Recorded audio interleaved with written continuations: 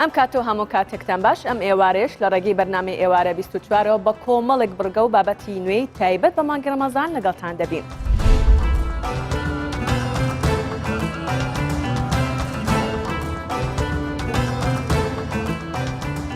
لە هەولێر و لە شەوانی ڕەمەزاندا پێشبڕکەی یاری کڵاو کڵاوێن ئەنجام دەدرێت.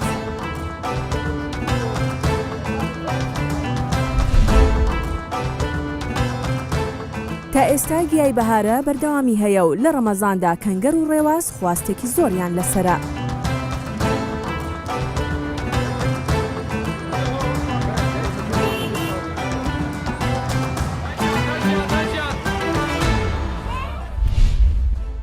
هەر لەگەڵ دەستپێکی مانگی ڕەمەزان یاریە میلی و کولتوریەکان دەست پێ دەکەنەوە. لە شاری هەولێریش گروپی لاوک و حەیران لە یەکەم ئێواری مانگی ڕەمەزان خولێکی کێبڕکەی یاری کڵاو کڵاوێنی لە سەراستی شاری هەولێر و دەوروبەری کردەوە کە بەشدار بووان بە لاوک و حەیران کۆڕەکە دەڕازێننەوە.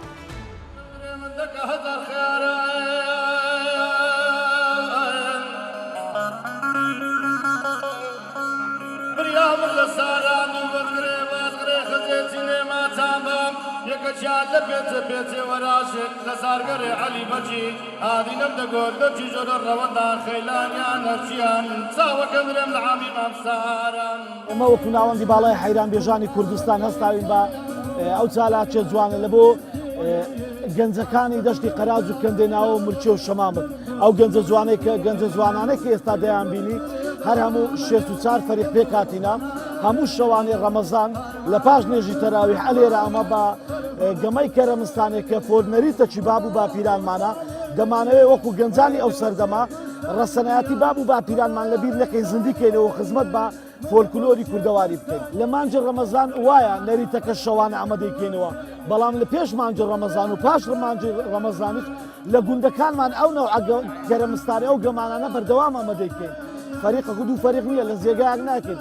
لە هەموو گوندەکانی دەوروبەری هەولێر ئەو گەمانە بەردەوامە، بەڵام مانجی ڕەمەزان بە بۆنەی هاتنی مانجی ڕەمەزانی پیرۆز دەمانەوێت ئەو گەنجانەمان کە ڕۆژانە بە ڕۆژی بوونەوە بە ئیشەکانی خۆیان سەرقاڵن شەوێ بێن ئەلێرە دووبارە ئەو گەمانانە ئەنجام بدەینەوەی کە نەریتە چی ئەو نەریتە لەبیر نەکرێت.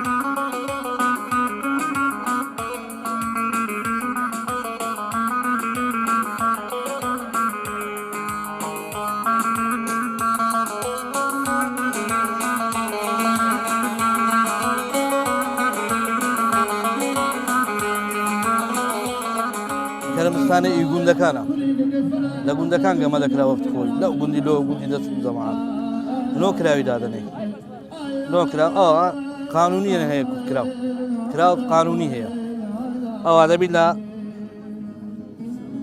زاویە کراوی دەرینی دەستت ئەوە زاویە دەرینی ئەو ها پێدا بڕۆ یەکە ئاخیری وەچی هەموو دانا ئەو کراوەی دەدەیە کابرای ئەوە دەیدەوە پیسە دەستی پێ خۆر دەکە کابرا لەو کراوانە یەکەم دوو کراو لەویە دوو کراوی لە دوو کراوی دیتیەوە ئەوە ئەنگوشتی لێدا دەگرتەوە نەیدیتەوە خار دەنووسێت چەند کراو لە عاردی ببینێ ئەوەی لێشیدا ئەوها دەرێ ئەوە لۆ من ئەوە دێتەوە گەرێ ئەوزە لە کراوەشی دەگەڕێت لەو کراوەی ببینتەوە چەند کراو لە عاردیما ئەوەندە خارە دەنووسێت پای 100 خاری 6 کراوی دادەگریت 6 کراو بە قانونی دادەگری کە لە 3 کراوی دیتەوە 25 خار ئەمە دێنە خوارێ ئەگەر نەیدیتەوە دۆڕاندی.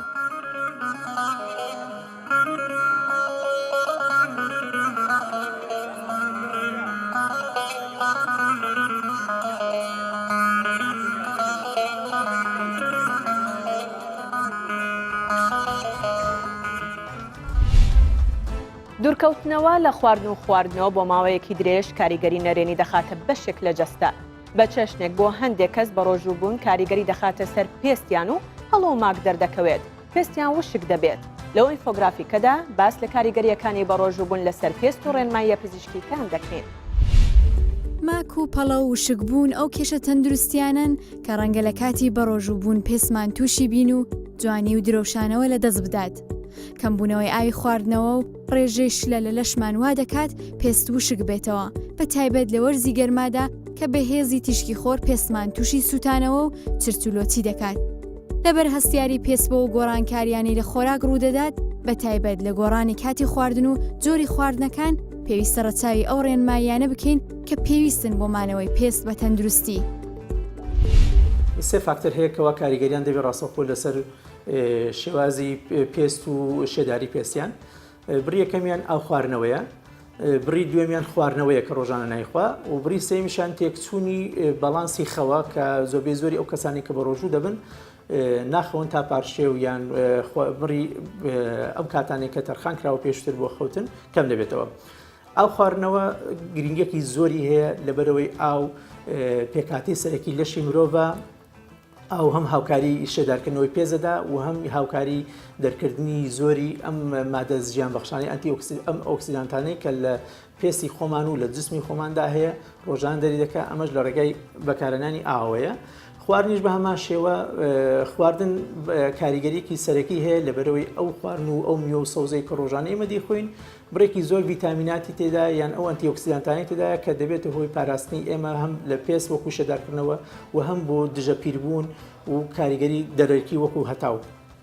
خەویش بە هەمان شێوە خەو یەکە لە هەرە فاکتەرە سەرەکیەکان زۆربەی زۆری ئەو کەسانی کە بە ڕۆژوو دەبن ئەم سیستەمەی خەوەکەیان تێگەچێت هێت ناخەوێت تا بەیانی ئەمەش دەبێتەوەی هیلاکەتی دەموچاو و ماندووبوونی زیاتر کە بە ڕوخسارانەوە دیارە. چارەسەری ئەمانە چۆنە؟ ئەمانەی کە بە ڕۆژوو دەبن ئاو خواردنەوە زیادکەن بە تایبەتی دوای بەربانگ و پێش پاشێ و بڕێکی زۆر ئاو بخۆنەوە، چونکە ئاو خواردنەوە وەکووتمان کاریگەری زۆری هەیە لەسەر شێدارکردنەوەی پێست و ئەو مادانەی کە زیان بەخشانی کە لە پێستا هەیە لە جسمە هەیە دەرەکات. خواردنی دووەم میوەیە، میوە و سەوزەیە، بەڵام بیریشمان نەچێ باشتر وایە ئاوی فرێش بخورێتەوە نەک بڵین ئەم ئەوانەیەکەوە ئەوانەی کە کاربۆنێتت یان شەکریان تدایە وەکو بیپسی و کۆلا و ئەمانەی کە ڕۆژانە خەڵک بەکاری دێنێ، یعنی ئەمە پێویستە بگۆڕێ بە ئاوی فرێش. خواردنی میوە سەوزە زۆر شەوانە بەتایبەتی لە دوای بەربانگۆمانە کاریگەریی زۆری دەوێت لەسەر ئەوەی کەوە ئەم مادانە دەبێتە هۆی ئەم زۆری ڤیتامینەکان بەتایبەتی ڤیتامین سی و ئەی و ئی و هەروە هەندێک مادەی وەکو پێویستی وەکو زینک کە لەماندا هەیە و پێویستە بۆ پێست ئەمانەی تێدا هەیە. هەروەها خەوتن باشترە سیستەمی خەو ڕێک بخرێتەوە بەم شێوەیە. هەروەها ئەمانەی کەوا بە ڕۆژوو دەبن لەبەریە پێستیان وشک دەبێتەوە بۆیە کاریگەری هەتاو لەسەریان زیاد دەکات، بۆی باشتر وایە دژەخۆر بەکاربێن ڕۆژانە بەکارهێنانی ئەو دژەخۆرانی کە پلەی قووەتی دژەخۆرەکان لە سی بەرەو سەرەوەی بەتاتی لە وڵاتی ئێمەدا لەبەرەوە ئێمە لە ئاسی ڕووی دەریا و بەرزین باشترە ڕۆژانە بەکاربێ زۆر. هەروەها نەرمکردنەوەی پێست وەکو شێدارکردنەوەکان مۆیسچرایزەرەکان ئەمانە باشترە شەوانە بەکاربێت بۆی پێست نەرم بێتەوە. هەروەها هەندێک جار هەیە سەی دەکەین ئەم شتانەی کە تۆ کردوتە هێشتا پێست هەر بە هیلاک یان بە وشک دەردەکەوێت، بۆیە باشتر وایە بە شێوەی چارەسەر وەکو حەب یان بۆکو عیلاج شڕوبێک شتێک هەندێک ئەو مادانێکەوە ڤیتامیناتیان زۆر تێدایە بخورێت. هەروەها بیریشمان نەچێت کە زۆر شۆرین دەموچاویش لە کاتی ڕەمەزانە باش نییە، چکەمە زۆر شۆرین دەموچاو دەبێتە هۆی بشبوونەوەی پێست لەو کاتان. پێویستە لە نێوان ڕۆژ و شکاندن تا کاتی پارشێ و 2 لیتر واتە 8 پەرداخ ئاو بخورێتەوە. هێشتنەوەی پێست بە شێداری ئەویش بە زووزوو شوشتنی دەموچاو یان بەکارهێنانی کرێم و جیراوەی تایبەت لە دوای خۆشوشتن یان پێش نووسن. دوورکەوتنەوە لە مێکاپی زۆر. مێکاپی ئەستور و بەهێز بە تایبەت لە کاتی ڕۆژوودا هۆکارێکی ترە بۆ وشکبوونەوەی پێست کە دەبێتە هۆی جیرانی کونە بچووکەکانی پێست و دەرکەوتنی پێست وەک دەمامک. هەروەها لادانی مێکاپ بە ئاو و جیراوەی تایبەت گرنگە بۆ مانەوەی پێست بە پاراوی.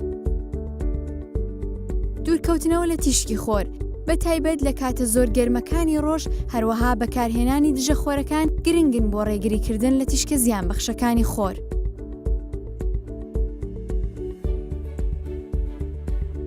خواردنی سروشتی و تەندروست. خۆراکی تەندروست وەک میوە و چەرەزەکان و ماست و بەرهەمە شیرەمەنیەکان هۆکارن بۆ مانەوەی پێست بە جوانی و یارمەتی دەرن بۆ نوێبوونەوەی خانەکان. چارەسەری پێستت بکە. ئەو کەسانەی هەستیاری پێستیان هەیە دەبێت بە وریایی جۆری خۆراک و تەواوکەرە خۆراکیەکان کە کانزا و پێکهاتەی پێویستی تێدایە بۆ پێستیان هەڵبژێرن. ڕێنمایی لە کەسی شارەزا وەربگرن پێش بەکارهێنانی جیراوە و کەرەستە جوانکاریەکان. هەروەها دەتوانرێت هەفتانە دەمامک بەکاربهێنرێت بۆ پێستی دەموچاو بۆ خاوێنکردنەوە و کردنەوەی کونیلەکانی پێست تاوەکو درەوشاوەتر و نەرمتر دەربکەوێت. شەقامی سەوڵەکەی شاری سلێمانی لە ڕەمەزاندا تایبەتمەندی خۆی هەیە و دوای بەربانکردن بەشێک لە هاوڵاتیان ڕوو لەو شەقامە دەکەن. گەنجان تا درەنگانی شەو لە شەقامەکەدا دەمێننەوە. هەروەها لە شەوانی ڕەمەزاندا تا درەنگانی شەو زۆر چالاکی هونەری لەم شەقامەدا ئەنجام دەدرێت.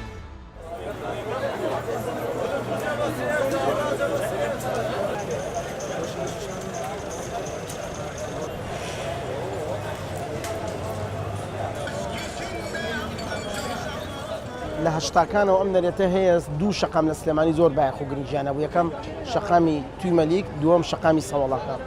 سەوڵەکە ماوەی چەند ساڵەکە نزیکی 10 ساڵەکە بێ بە شەو بە ڕۆژی جوڵەی تایە. ئەمە خۆی یەکێکە لە تایبەتمەندیەکانی شارە بێت شەوان جوڵەی تیا بێت، شارە بێت شەوان ینی خەڵک بێتە دەرەوە بازاڕکردن هەبێت.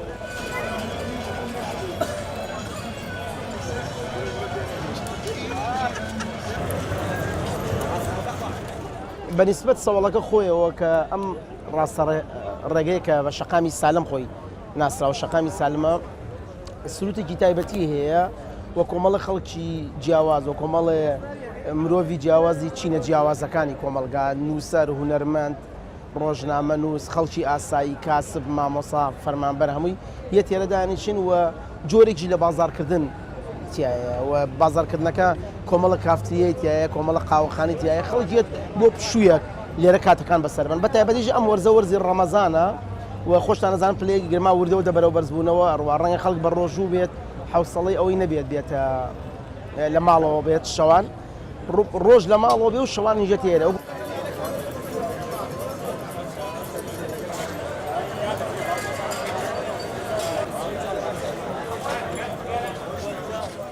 لە ڕۆژانی ڕەمەزاندا شەقامی سالم لە سلێمانی واتە ناسراو بە سەوڵەکە تایبەتمەندیەکی خۆی هەیە کە لە شەقامەکانی کە بەدی ناکرێت، بە تایبەتی گەنجان، مناڵان لە هەموو چین و تۆژەکان هەموو تەمەنەکان ڕۆکەنە ئەم شەقامە بەهۆی کۆمەڵێک شوێنی جوانەوە کە لەم شوێنەیە کراوەتەوە، بەهۆی ئەوەی کە تێکەڵاوێکی زۆر دروستە بێت لە نێوان خەڵکی شارە بە تایبەتی لە شەوانی ڕەمەزانە بە ڕۆژەکەی خەڵکی بەبوونی ئیش و کار و بەبوونی ئەوەی کە چەند کاتژمێرێک بە ڕۆژوە بێت لە شەوانە بۆ بەسەربردنی کاتێکی خۆش و دەرکردنی هیلاکێتی خۆی ڕۆکاتە ئەم شەقامە و بۆ بەسەربردنی کاتێک و بەسەربردنی جەوێکی خۆش بێت. بەنسبەت چالاکی هونەریەوە خۆ تەزانی چالاکی هونەری لە ڕەمەزانان دۆزێ سستە بێت، بەڵام شەوان بەو پێی کە ئێرە زۆرترین خەڵکی لێیە چالاکی هونەریش بۆ خەڵکە کرێت. ئەو کەسانی کە ئیشی هونەریەکەن و چالاکی هونەری ئەەکەن ئەمە بە فرسەتە زانن بێنە ئێرە بۆی کە زۆرترین خەڵک بینەری بەرهەمەکانیان بێ یا پێشنگای کتێب عەرزی کتێب بۆ نمەی پشتمانەوە شوێنەکە کتێبخانەی خنجیلانەیە خەڵک گەر بیەوێ کتێب بکڕێت یا لێرە کتێبی ژەکڕێت یا لێرە دانیشی قاوەیەگە خواتەوە سەری کتێبێکی ژەکە.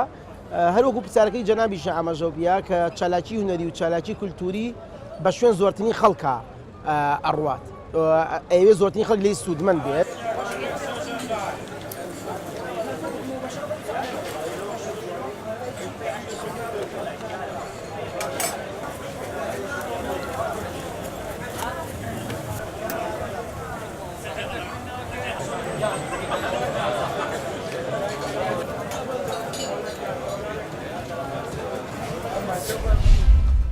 دلڤین کچێکی پۆلیسەی بنەڕەتیە و لە گوندی خواستۆی سەربەدەڤەری ئامێدی دەژیت.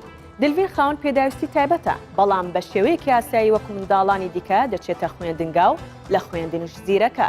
هەرچەندە دلڤین نابیستە، بەڵام بەهرەی خوێندن و دروستکردنی وێنەی هەیە و ڕۆژانە وەکو قوتابیەکی ئاسایی دەچێتە خوێندن و لەلایەن مامۆستاکانیەوە زۆر خۆشەویستە.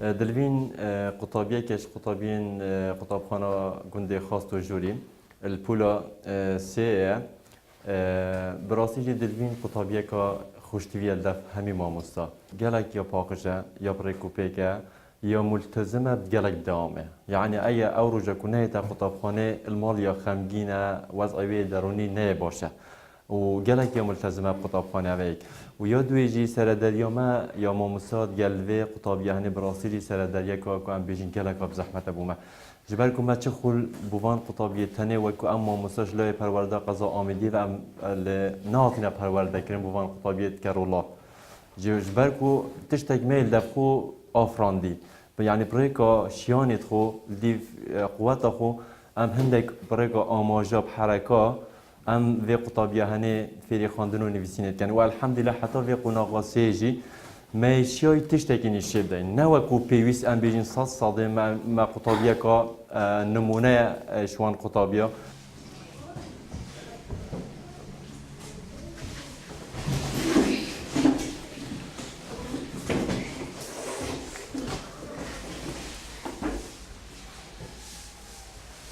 وی وضعی هنه یا خودان پیداویستی تایبت بس حتی راده که گله که مازن براسی جی میا فیری خواندن و نویسینه کری و بوما هندک ما مستاج براسی جی یعنی گله جا بیت دم خواندن و نویسینه وقت پولی و ام گله دم قطابی دید دین ام چونکه ام مجبورین چونکه ام برای آماجا اوی قطابی هنه فرقه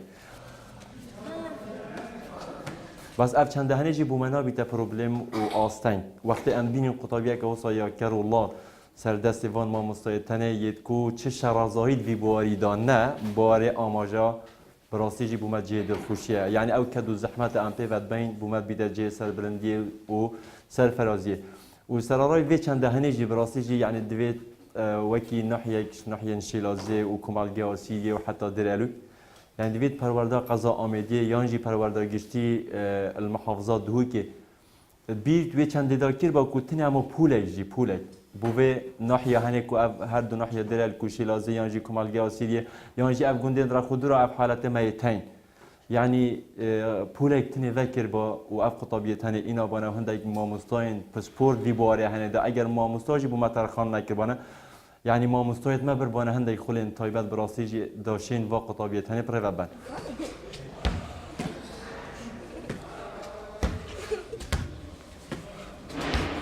بس أفريقيا بقطابي هني أجهش ده بولاسي صار به دي تحقيق الناكتن يعني مجبور التحقيق سر ورقة يعني أو مشكي خو وهزر خو ده برسبيل سر واندد أفريقيا هني جبراسيجي ده قناعه که گله کامازنتر یا ام بیجین یا زحمتر که ویت برسنگی وی قطابیه هنه چند 423,000 خودی حتی راده که دشید بس یا سرکفتی نبیتن براستی چونکه قناعش برکر نه قناعه تا گشت نه قناعه یعنی گله قناعه که گله که زحمت قطابی بشیتن تحقیق نت نمرین شسته برسول سر همین نمرادت یا کرولال بیتن يعني حتى في جوي حتى راداي كي موافق كي بعد أو قناعة ديفرات فولا شاري براسي جد بوب جالك الزحمة ديته.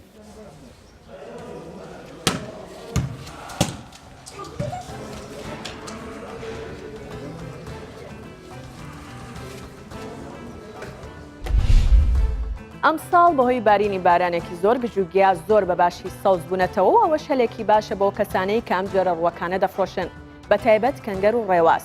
ئەم دووڕووەکە خواستێکی زۆری لەسەر و بوونەتە بەشێک لە خواردنی ئەو کەسانی بە ڕۆژوو دەبن.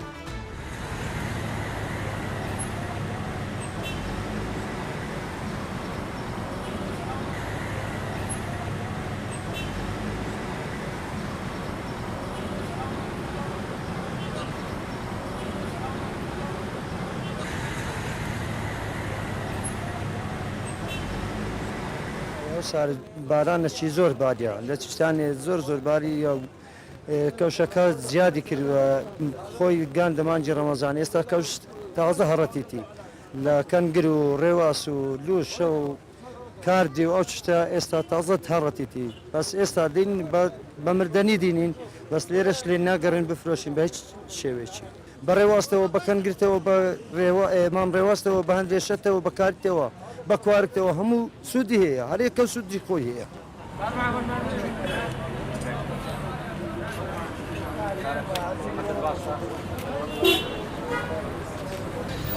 آخر همین اگر چنین به بازار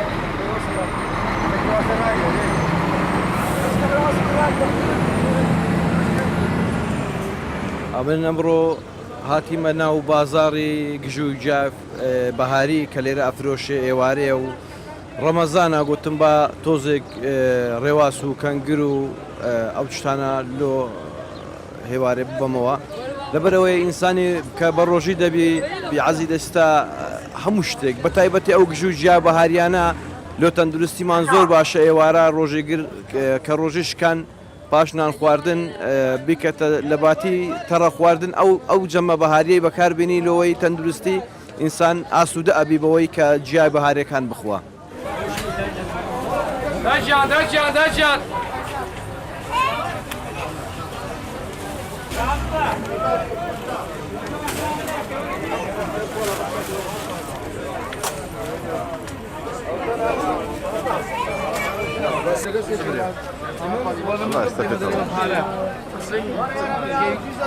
كوارك الرواس كوارك يلا كوارك دور حطنا الشام يلا كوارك يلا يدوروا الكان من عزك الصفشلي يا ياسين كبينا كان رواس بينا سيبان عروش ابي ولا باب بادت ياسين كان عندي بتوازن بين كلام كيدو عندك من شيء هذا